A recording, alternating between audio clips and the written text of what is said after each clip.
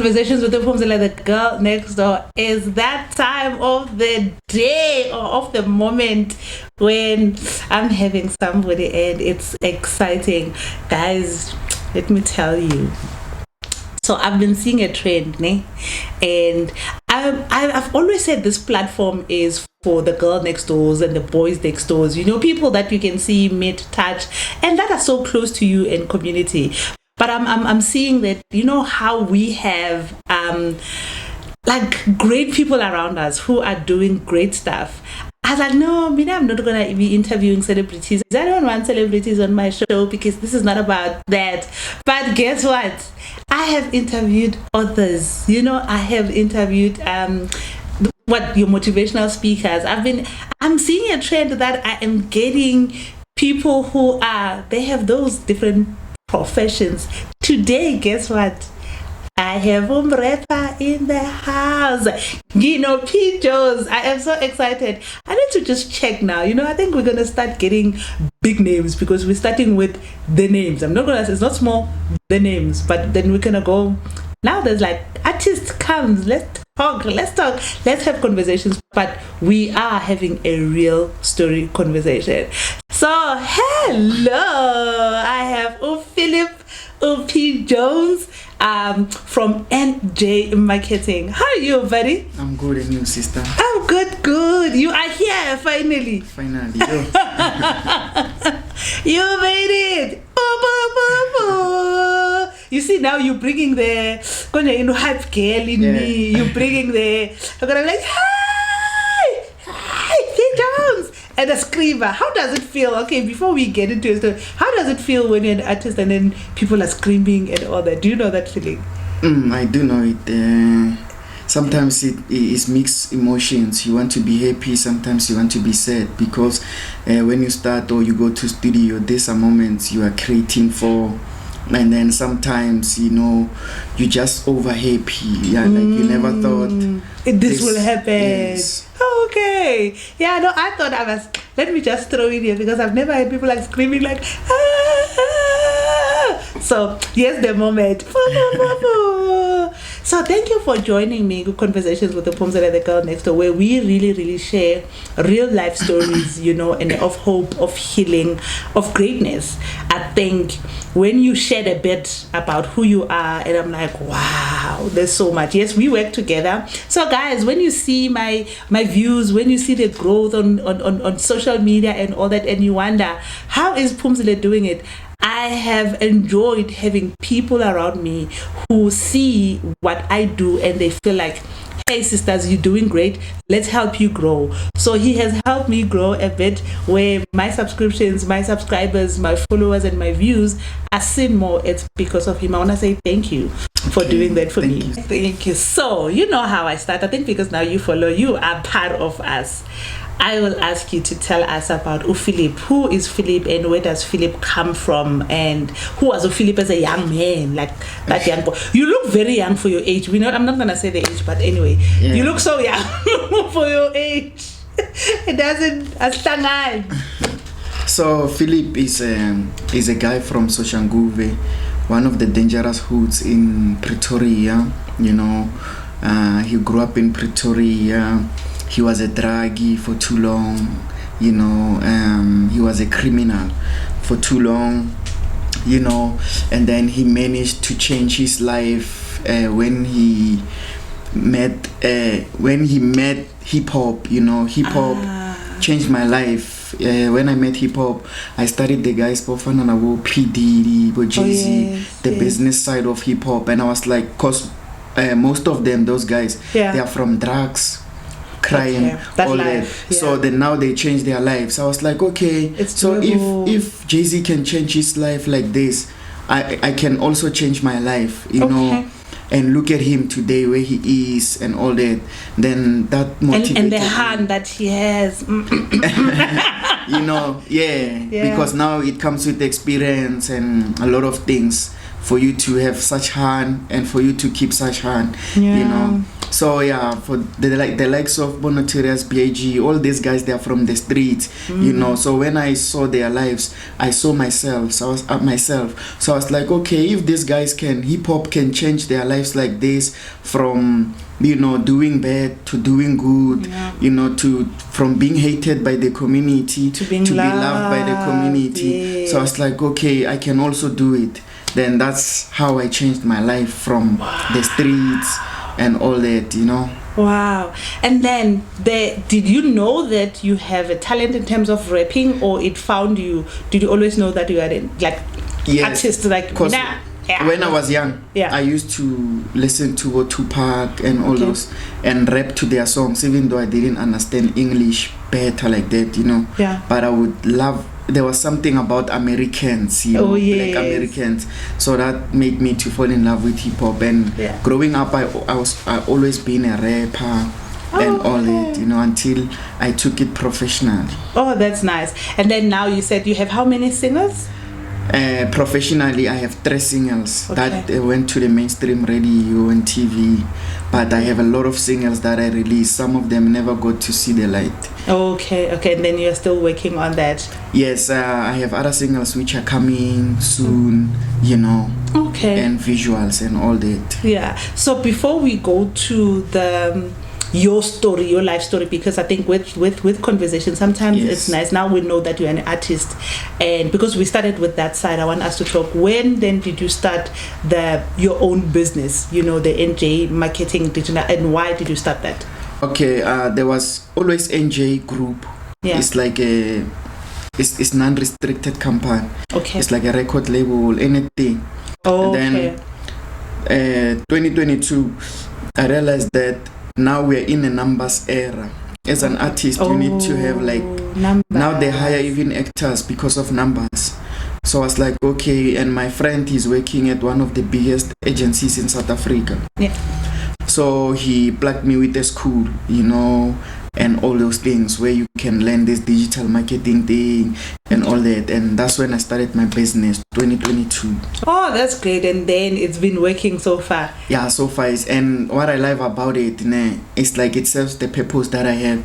It helps other people to achieve their dreams. No, that's the most. You are so right, because I think when I also started conversation, there was a part of me that says, because I'm from a marketing background, advertising and events and all that, to say you see so many small businesses and people don't have a big budget, they don't have that money to just pay an agency, and we are in that time whereby we all hustling, we all selling something, there's a business, but in small businesses there's no marketing budget, and you want somebody to say no, don't worry about a big marketing budget, let's see how we can help you. And I like that you are touching on those, because big agencies, you can't. So Nami, I use this platform to say, let's shine out, let's show people who are doing so. So we're definitely gonna make sure that we put your details so that you've helped me grow my channel, and guys, you can grow your own channels, like the whole social media platform.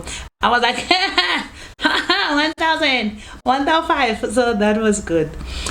But you made a personal choice to say, you know what, I would like to come to your platform and I want to share my story, because you've seen the type, and thank you for commending me, saying my platform its content is different, because sometimes you want to go with the hype, sometimes you want to see current affairs, you want to see let me do what everybody is doing. So I'm going to stick to why conversation, whereby we're not going to talk about how are you popular, I see with how future is bright. But when you say hip hop changed your life, you looked at other people that you're looking up, what happened to you when you were in now drugs and crime? How did that start? So tell me your journey of drugs what and happens crime. Is that my father was still alive back then. I was spoiled with everything, had access to money and all those things. So my father was not present in my life. He was a womanizer. I'm gonna say it how it is, He was a womanizer and he was a criminal, my father. He was always in the streets and all that. So he would come and give me money and leave. So I would be alone most of the time, and the streets became my father. So I started by smoking weed was smoking weed, but in the place I was in, some were smoking drugs. You know, I'm young. You know, I was 14 years old. No, not 14, 15. So someone who's that young, the mind is not really that strong. He can easily be convinced to do other things. So one day I tried nyaupe. I started to smoke drugs with nyaupe. Okay. So I tried nyaupe, and then the black. I loved the black. You know that your nyaupe gets you higher, and it makes you sleep. It makes you forget about problems for some time. And then I got addicted to nyaupe. You know, then nyaupe started opening other channels for other drugs. You know, crystal, danda. You know. But this one I never really liked it. I liked something to, you know, like crystal, you can pull it. I like something that can be pulled. You're talking to me, ne? And as a parent, now I'm like thinking, what are you talking about? Oh, this one I didn't like it. Oh, this so one now is I can. what now they when call it, cat. Okay, yeah. Oh, I don't like something that goes to my nose. It's not. It's dangerous. Okay. But danda, you pull it. Crystal, you smoke it. You pull it. Nyaupe, you pull it. All these other drugs, you pull them. So I was smoking those drugs that you pull. So. Yeah, and then I got addicted. Now I was young and I was in school. I think I was doing grade 10. So now I would miss classes. You know, now it forces you to become a criminal because you gotta fit the habit. Even though at home they do supply you with some money because they think I'm going to school. Yeah. But I'm not going to school. I'm buying the drugs with that money, you know, and then I have to smoke like 3 times a day. Sure. So I smoke in the morning. The plug around Boma 1 is gonna be out. Boma 12 1. I need to smoke again. Oh, okay. And then to keep the whole day. Yeah, I need to smoke at night before I sleep. You know, that's like $100 a day. Sure. Or even more, depends on, you know. So now I started to steal in school. I started stealing phones. You know, all those things at home I would steal. You know, but I would not steal from other people. What I would do, I was a part of a gang. Oh, okay. So we would rob. We would go to town. When we get there, we go to the suburbs where there's cheese boys, so we call them. I'm a cheese. So we get there, we pull out the gun, and then we take whatever you have, your phone, laptop, all those things. We sell them at town. They give us, maybe per day I can make 2.5 or 2,000 or 1.5, depends on what do you have and the negotiations. You know, if the thing is fresh, or then I know that money will sustain me for a couple of days. You know, while I'm in the hood. So yeah, and then that's how I joined crime, and then now my criminal activities escalated to where now we get to your home, we tie you, you know, you give us the money from your safe. And all those things, you know, there was hijackings, but there's other things that we couldn't do, like the rape and all those things. Those ones, but the other stuff we did everything, fraud, hijacking, robbing, just to fit the drug habits, you know. But the problem is that the heart that God gave me is pure. When I sleep, everything that I've done throughout the day. Because sometimes you pull out the gun, you see someone screaming for their lives, like for real. Those faces when you sleep, before you sleep, you are a human being. Every gangster out there, he knows what I'm talking about. Yeah. Before you sleep, you are having those faces, flashbacks. The cries, yeah, the you are having flashbacks. And you are a human being, you are not an animal. Even if you can try to act like a lion or something, but at the end of the day, you are a human being, and then those things will come, you know, and affect you, like, but what I'm doing is wrong. You know, I'm terrorizing people, you know, all those kind of things. Then and also that gangster side comes from hip-hop. You know, hip-hop also can make you to fumble. I was about to ask, actually, to say, because sometimes there's genres or where for popularity and all that, you need to come across as the thug, or you need to come across as this, like that person who can show, I can F you up now, you know. So it comes. So I wanted to, like, was it also how it propelled you? At first, I didn't know anything about the industry, so I thought like being like Tupac is cool. You see, and Tupac, the way he was doing things, that's not how he is in real life. He's just dead for the camera. Yeah, it's just the persona. But us, Now I remember there was this guy in school. He once told me like, Joanna, you're gonna die before you reach 18. Many people, me today, when they see me alive, like they ask themselves like, how did, but I can tell them the truth that it's God who saved me. You know, because if it was not for God, all the people that I was doing things with, they are dead. They are shot, they were shot. Yeah. Some are in jail, you know. Sure. So this guy, he told me like, when we are living a thug life, meaning a life that you don't care about anything else, you know, you can die or whatever. Yeah. So Tupac and Notorious B.I.G., those rappers from the past, they were portraying gangsters too much, because in those 90s, like it's crack era, meaning people were selling drugs a lot in the streets. Yes. That's where, you know, so that music, that sound influenced us to do these things. But later on, when I realized that, no man, there's also a business side of this thing. Yeah. Because by watching biographies, these people, they have movies. By watching those biographies, you see what getting to know who they are, their real story. They change their lives. I remember how Tupac loves Tupac and his mother. If you follow his story and the love of his mother. The Black Panthers. Oh yes, that, yeah. You know? Sure. So the streets changed Tupac also, you know. He was influenced by the people he hangs around, you know. Then he wanted to be cool. Yeah. I think Tupac, if he was not hanging around those people, was still gonna be alive. True. You know. True. So now when we get to understand these people better, I see you go, man, I'm just holding from the past Tupac. This guy is no longer, he's a businessman now and all that. Like Jay-Z, especially Jay-Z, he used to be a drug dealer.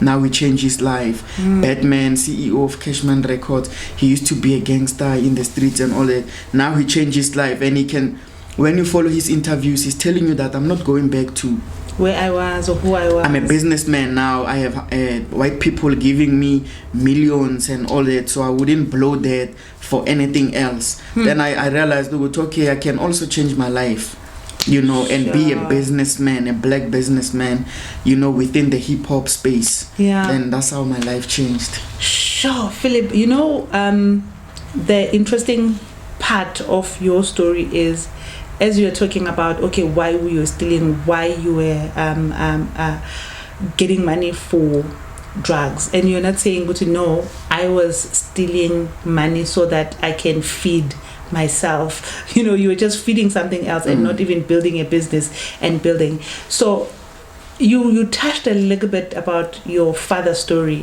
If I can ask, when everything was going on, where was mom? Mom was always at work. He can't see other things. He's working for me to be, you know, to go to school, to eat, to wear, all those things. But me now, when he's away, no one could see that I'm not at school and all that. When mom is away at work, he will come around maybe 6 p.m. When he comes around Boma 2:33, I wear uniform as if I'm from school. But knowing that I'm not from school, sometimes at my home it was like a smoking zone, because there's no parents, there's no one there. So everyone who smokes, and some people are dangerous, you know, especially people who smoke drugs, they are very dangerous. They are capable of doing anything, even to an extent of killing you. So they would come to my home, we smoke there. Then around 3, they go to their places, they change their uniforms. Now we hustle money to smoke for at night. Yeah. What are the, other than the drug that was like, okay, now you need to feed this thing, what are the other things? You know, I'm coming from, when I do conversation, I try to wear a hat, everyone, you know. So here I am a parent, and sometimes you don't see these things. You don't know what your children are going through, you know. Like you are saying, you're touching something where, when I say, where was mom? You say mom was working. I find myself, I'm that particular mom whereby my life is so consumed by work. So there's work, there's school. I can literally, without lying, where I'm in my computer from 8 o'clock and until midnight. By the time Yolala, I've seen my kids going in and out, but actually I've just seen their physical body, but I have not seen them. I have not spent time with them. And with the teachings and everything that you do, you are hoping that they will do good because you've taught it something. So I just want to find out, what were the things that you were struggling with other than not having your mom and dad very present in your life? What are those things that you were struggling with that got you to a space whereby now you are using? To find myself. Like back then I didn't know who I am, what I'm capable of. I just saw myself as just a nobody, so I was struggling to find myself. Who am I? Am I a soccer player? Am I an actor? Until I found my passion, that I love music, and something that you love you will sacrifice for. Like when, let's say, you meet a lady and then you are in love with that lady, of course you're gonna sacrifice some of the things just to keep her. So it's the same thing with this thing, the drugs. So now when I found my passion, the drugs are gonna mess up what I want to achieve, so the drugs gotta go out. Sure. And you said you started the business 2020? At 2021. Registering at 2021. Yeah. I mean 2021, that's when I registered it. But I had a couple of companies that were collapsing back then, Yeah. But this one, by the grace of God, it didn't collapse. It's still standing. What happened when, other than you saying, you know what, I'm gonna choose business, I'm gonna choose to be a better person and follow my passion, but what was that point, that turnaround point? What has happened within when you go, what was your turning point? Because how many years have you been clean? 12 years. And I last smoked drugs 2011 December. Sure. And you still remember the date? Because the cops were looking for me. Okay. There was a robbery we did, and then some of my guys, they were in jail. Yeah. Then I think we were 5. Then we were 5. Me and this other one, we were the ones that escaped. So the cops were beating these ones because there was guns involved, but the guns were hidden. Yeah. They were beating these ones to confess these ones. Yeah. Then that's when I was like, and I was very thin. I was very skinny. The drugs were now eating you up. So I remember I was sleeping by my bed, listening to music. I could feel my bones here. Sure. There's bones. Then I cried because that's like suicide. I'm killing myself with this drugs thing. Then that's when I made a decision that, next year, 2012, I'm going back to school. Okay. And then I'm gonna have new friends, these clevers and all that. I no longer want a clever next to me. I want to roll with the barries, because the barries will take you far in life. The clevers are taking you nowhere. Yeah. And that was the turning point of everything. So, and then you did this on your own, without rehab, without your parents saying we need to get help for without you, the rehab. Because I realized that I'm gonna be a nobody. My parents will die. My father died. Now I'm left with my mother. She's very old. So I realized that what's gonna happen to me when my mom dies, my father dies, I'm gonna be a street kid. I'm gonna be a nobody. So I need to build something for myself, so that even tomorrow I can have something to stand on, which is to go to school. That's why I learned the business, like not this one I'm doing, like the business in general, in school. Yeah. What's a business plan, all those things, Yeah. Then from there I started understanding the world, differently. Like, man, I love, like, there's something positive that you can do rather than holding guns and all that. You can go to school and robbing other people. You can go to school. Things, You can go to school, study, give your all to it, and you can become someone else, in life.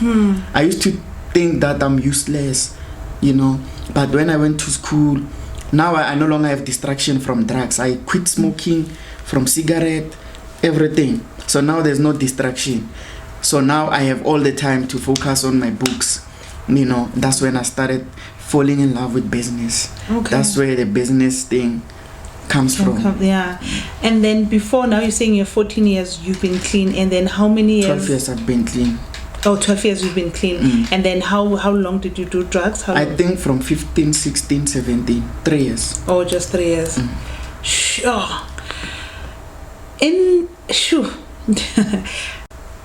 I'm just trying to figure out that you are here, you are an artist, now you are a young business, growing your own small business, and other people don't get that turning point moment on their own. They died.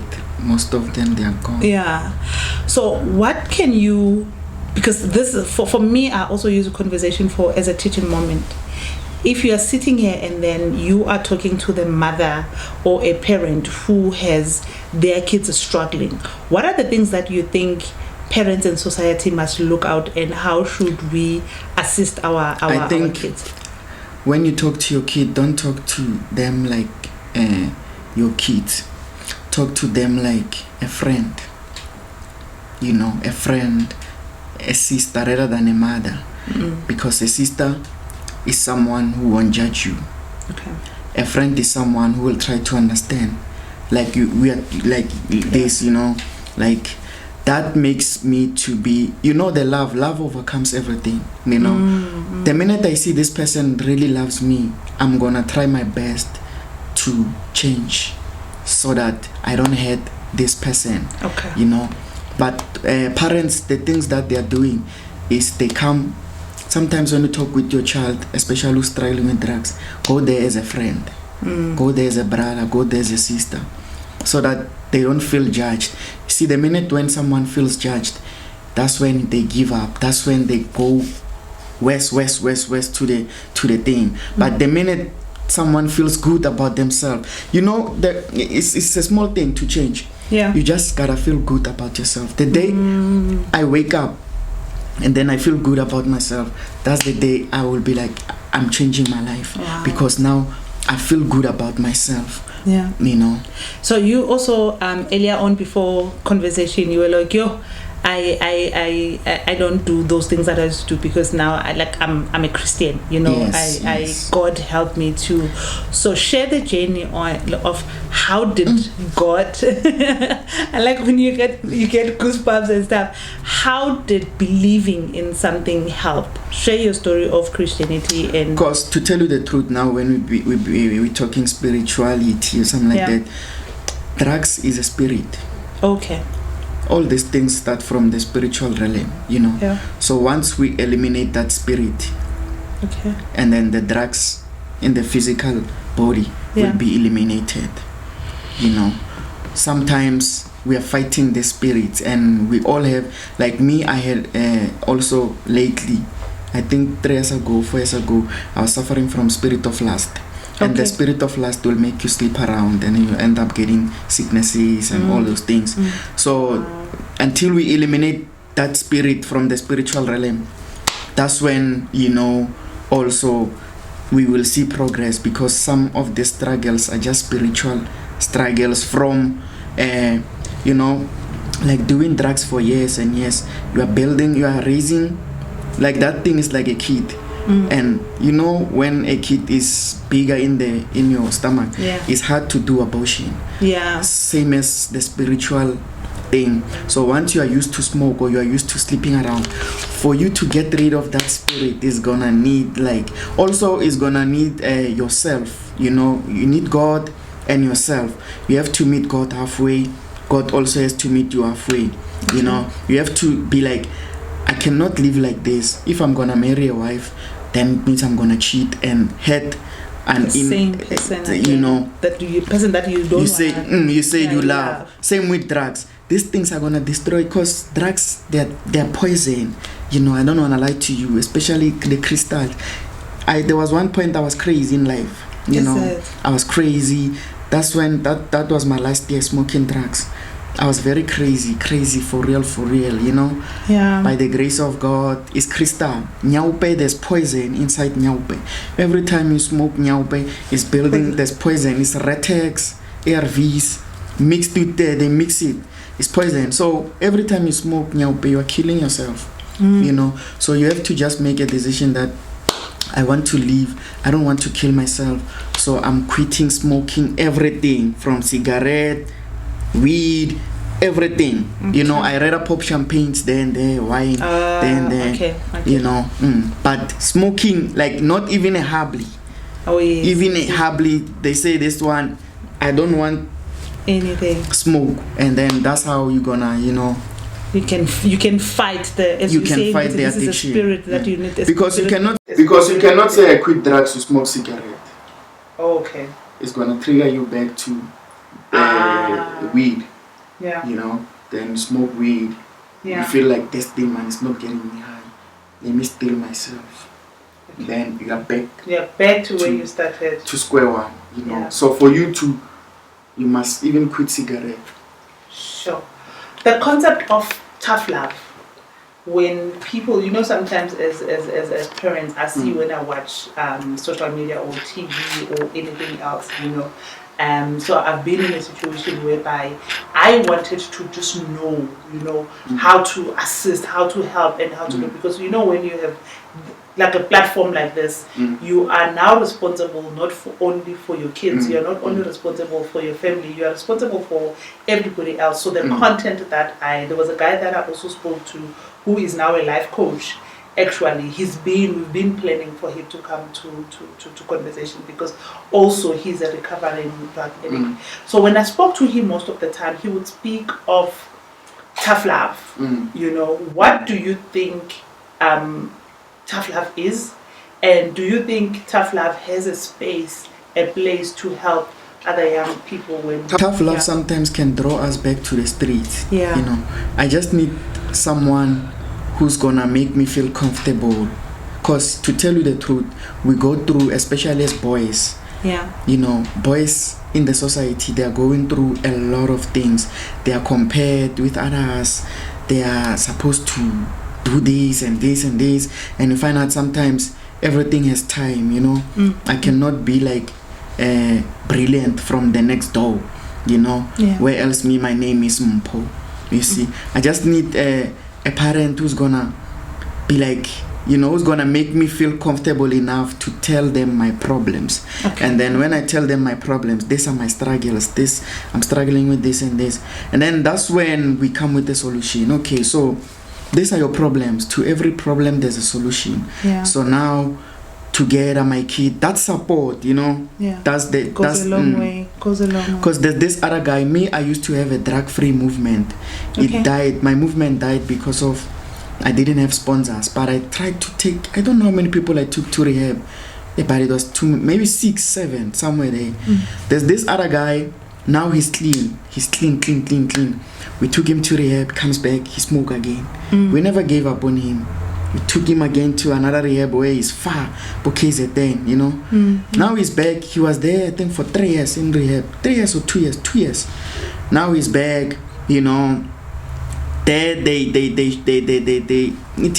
they showed him, they taught him how to love himself first, and then how they were addressing him. They were not being judgmental and all that. He ended up confessing like things which are the cause of him smoking, like this is what happened, I've not healed from my father's death. All those things, he confessed them, and then they went to the roots of the problem. Then as soon as they eliminated the root of the problem, the guy now is clean. Every time I call by his home, they're telling me that he's doing good. I even speak with him on the phone. Sure. When you say, I think it just poses a question from me. What was your route that you had to eliminate? Because I like what you are saying, to say if you don't. This is a sensitive one. Is it? But I have to say it. Yeah. Me now, like I was abused from young age. I realized that there was a curse from both parents. My father was not healed, and I'm healed myself. As soon as I realized that problem, that this is a problem that the community are facing, especially black community, I went and sought help, like therapy. But sometimes therapy does not help if you yourself, you don't want to help yourself, you see. So I was abused at a young age by both parents. They were not, I forgave them. They were not realizing that they're abusing me, being beaten brutally, emotionally abused. That thing creates anger inside of me. It creates a monster. you know. And then drugs were the only place where I could feel safe. I could feel safe, I could feel home, because drugs make me to forget. Because sometimes some of these flashbacks, when they come back, you break. Even now I do break, but now I'm strong. They do come back, the flashbacks, and I cry. You know, I last cried 3 days ago. Imagine. I think, this week we coming from, I cried. It's good to cry. You know, and talk with people that. Then that thing, you know, so that thing triggered me to drugs, and it made me to be violent in the streets, stabbing people, you know, all those things. Because at home, I'm from a broken home. My father was very abusive, you know. I loved him, and I love him. I still love him, even if he's no more. But he was very abusive. And that thing also, when you create a monster like that, such guys, they don't last in relationships and marriage. Because every time a girl will do something, you slap. Or sometimes maybe you don't slap them, but the way you talk with her, you emotional, and you verbally, you know, you talk with her like she feels like hurt and all that. So once I realized that I have this problem, and I know this problem, where it comes from, you know, it comes from both of my parents. Even though I've quit drugs and all that, the problem was still there, and sometimes was tempting me to go back to drugs, you know. So how I was avoiding to go back to drugs, I was drinking alcohol, too much of it. You know, alcohol was making me to, because drugs, I cannot take them. The drug high is no longer good for me. You know, it's not a good high for me. But alcohol I could take. So I would drink a lot of alcohol, like every day, even during the week. You know, that made me to forget the reality. But there was a time was like, at some point in life, I really need to attend this. If I have dreams of getting married one day, having a home and all that, then I went and sought help. You know, then I got help. I'm feeling emotional, and I'm holding all the emotions within me. So, but on the lighter side, on the lighter side, you know, when I saw you when we were preparing to come here and all that, and I see, as I was teasing you to say, yo, babe did this, babe did this. So tell me about your relationship, because I know there was like an ex. Yeah, so with my ex, she abused me again. You know, my ex also has the same problem, but now she realized then it's too late. So with my ex, I was getting there when I met her. She's broken. I cannot blame her. I understand. But me, I tried to help her. She refused to get my help. And then what else? She refused to get my help. And she abused me emotionally. She called me useless. You know, there's a lot of things that broke me. She cheated on me. Like, she would make me feel like, man, I'm nothing, you know, I'm nobody and all that. And I loved her. I won't lie. I have kids with her, 2 kids. I loved her so much. I never wanted my kid to grow up. The other one is there, the other one is there. But because of situations, you know, I had to choose myself, because that was it was gonna lead me back to drugs. The toxic relationship. It was gonna lead me back to drugs and all those things. So me and her, you know, there was some huge fight that happened. So now I cannot beat a female anymore. I really don't have that strength to beat a woman. You know, I can let you get away with slapping me, you know, tearing my clothes apart and all that, making me a fool. I can take that, you know. But me, deep down, I know, Guti, I'm a soldier for standing like that and not fighting a woman. You know. So, but have you before, you know, beat up a woman, abused that was a woman? A problem. I was abusive. It comes from parents. It's from this generation, goes to the next generation. But me, I had to put a stop to it. You know, like, also, that's why you were saying it was like a generational curse, because it's something that has been happening from my father abusing your mother, and then your mother then becoming abusive herself, and then now it comes to me. I've lost good girls because of abuse. I won't lie. Before, I've lost my first baby mama. I abused her so much. I pray that she forgives, but she has forgiven me. We talk, we are cool. I even ask I don't know how many times I've asked forgiveness from her, because now I realize that I was a monster. That's being a monster. You know, we are cool. She forgave me. We are cool. There's other ones that I've abused, you know. Yeah. And then when time goes on, I had to put a stop to it, because this is not the man I want to be, you know. Sure. This is not how I want to raise my kids, Yeah. you know. And then I went to counselings, pastors praying for me, all those things, you know. And then now I'm with someone, you know. Yay. I met someone who was there for me, and then I ended up falling for her because I was going through, I almost committed suicide. I don't know, last year, now recently, imagine. You know, I almost committed suicide. I was in a bad space, you know. I was drinking a lot, thinking like, yo, ish. And then this person was there for me, and then we ended up falling in love. Also, she's a woman, you know. She's emotional, she has moods and all that. But now I'm proud that I can handle all that. Yeah, because and now, not become toxic. Because now I have experienced that the woman, man, just go to sleep. You will see her in the morning, how she's gonna act. In the morning when she wakes up, she knows she did something wrong yesterday. Yeah. When she wakes up, she'll be like, do you want lunch? Like, hey, let me iron for you. Yeah, I was like, but this person was just, you know, something else. Women are women, you know. Women are women. Also, she has her own things. I just need to support her, and show her love, you know. To today. So tell me, you know, like listening to your story and listening to all the angles and the abuse and all, I am firstly, let me say, I'm grateful for you, and I'm really motivated. There's issues of GBV, and all the time we always focus on women as victims, but we never focus on guys as victims. And we always talk about, hey, guys don't talk, don't share their story, and all that. So there's a guy that I've interviewed, I think his name is Tebogo Machogane.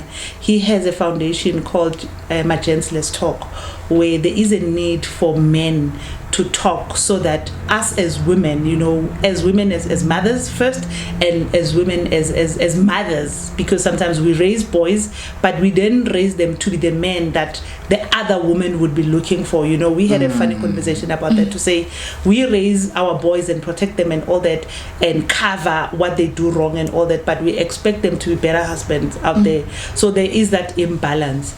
So tell me, can maybe encourage or tell us, why do men must come and speak up and use these platforms?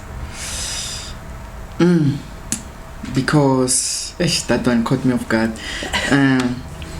Because as men, you know, the society already has broke us. We are broken by our families. Like, it looks like in this era or in this generation we are at, when you don't have money, you are nobody, you know.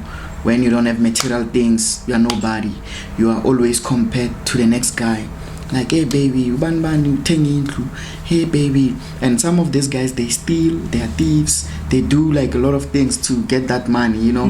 When now you are trying the clean way to live life. So you are broken by your family. Family, I mean like sisters, mother, father, you know, siblings. Then now also you're gonna be broken by a female. You know, because I don't know, she has her own dreams or whatever, and then she will break you, even if she doesn't maybe physically break you, but emotional things that we say as women, you know, like, some men are useless, you know, or when you say directly you are useless, or when someone say I am useless, that thing breaks me inside, you know. Or you cheat on me because of 1, 2, 3. You give me a lame example, or maybe you know, I can see when a woman loves someone because they have money. You know, when a woman loves another man in front of you, that thing is very hurtful. You know, you can see that my woman loves this guy. Sure.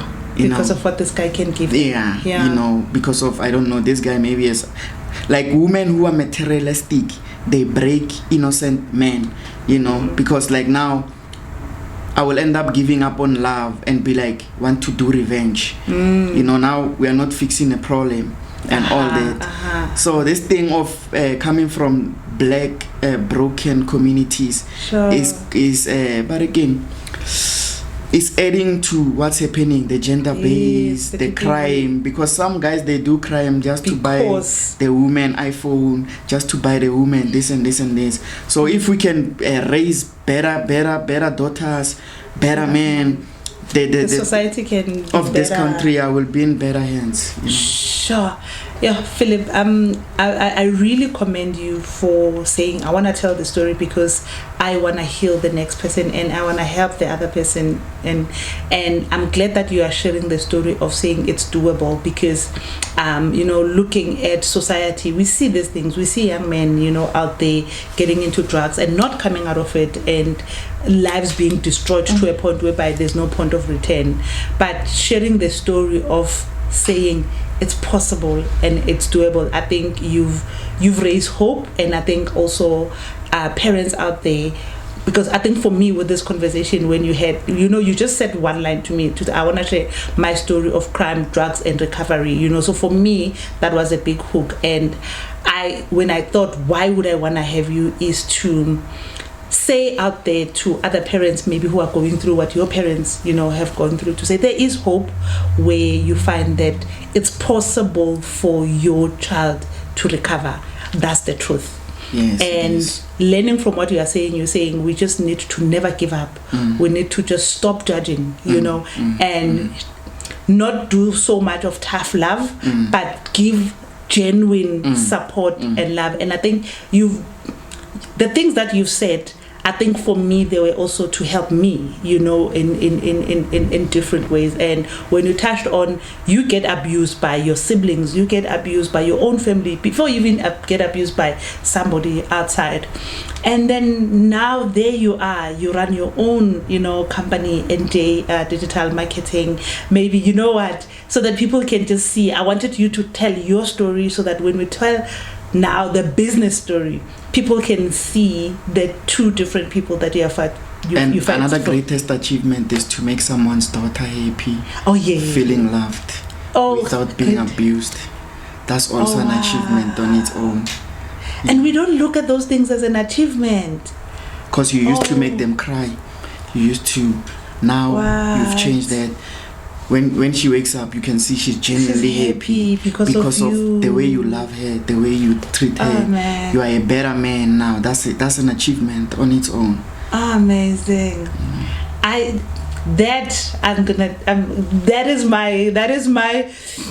gonna share that a whole lot more, because I don't think men realize that it could be a greatest achievement to say, I am doing better than, you know, not that we are comparing, but me knowing that if I can show the other person love, if I can love somebody else and make someone's daughter happy, it is achievement. So NJ, tell us about the business, and what does the business do, and how can you help other people grow their business? Okay, NJ Marketing Agency is a marketing agency. Also we do PR, you know, we do a lot of things. We help with studios. If you don't have anywhere to record your stuff, we can even help with producing the beats. We can help with, it's like a whole package. We can also help with you shooting a music video. Okay. We can help with getting the music video on TV, you know. We can help with the song, getting it on radio. Like we basically... So are you gonna get conversations with Phumzile being interviewed on radio soon? Anytime I can hook you up with an interview, any station in the country, you know.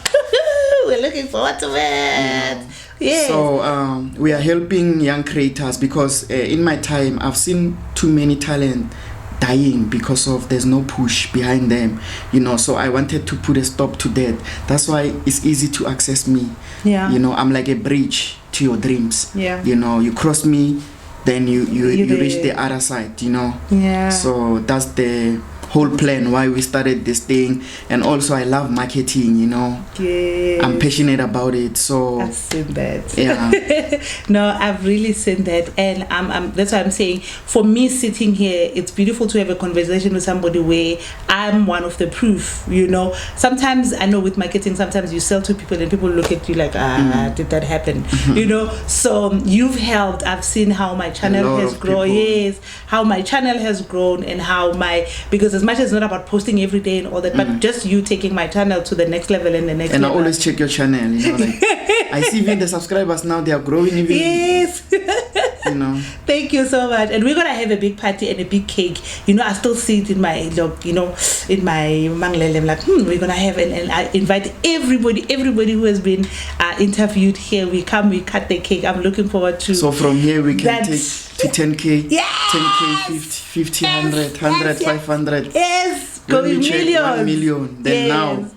So all the other YouTubers out there, this is Philip from NJ Marketing, and he came to share his story and the story of I am smiling. Yes, I was emotional now and again, but when you see other people doing great and growing, I think this is what this podcast is all about, is one, share hope out there and just make sure and encourage others that everything you set your mind to, it is possible. So I am gonna now do marketing. Let me do marketing like I do marketing. Hi everybody out there. So this is Conversations with the Phumzile, brought to you by NJ Marketing, who have really grown this platform to where it is now. That was the marketing pitch. I'm so grateful for you. So just one last thing, what can you say to other young people out there, not only boys but also girls? What can you leave them with the thought to, continue, like just small motivation for them? Not to tell you the truth, it's gonna be simple. Man, just have a relationship with God, just make sure you have that foundation, because with that foundation you will never go wrong. You'll never go wrong. Sure. No, thank you so much. Conversations with the Phumzile, the girl next door. Please do, we're gonna tell you, as much as that we know we're looking for subscribers, but we still gonna tell you, please do subscribe, click that like, and then also press that notification bell. There's a bell that cling, so that you get notified as soon as you get, and as soon as we upload something. And again, when you find this content, do share with other people, do share with other parents, do share with your sisters, your siblings, because I think there is never enough content to help others, but there are enough stories that will give other people, another chance. They can wake up tomorrow and say, if he has done it, I can do it. So I am hoping that today, this is one of those stories that somebody will say, when you hosted Philip, the following day, and I woke up and I decided to change my life. Conversations with the Phumzile, the girl next door, and I was with Philip, my boy next door, people that I can see, I can touch, I can call, I can talk to. And this is why I really love having my boys and girls next door. And it's a wrap. Thank you.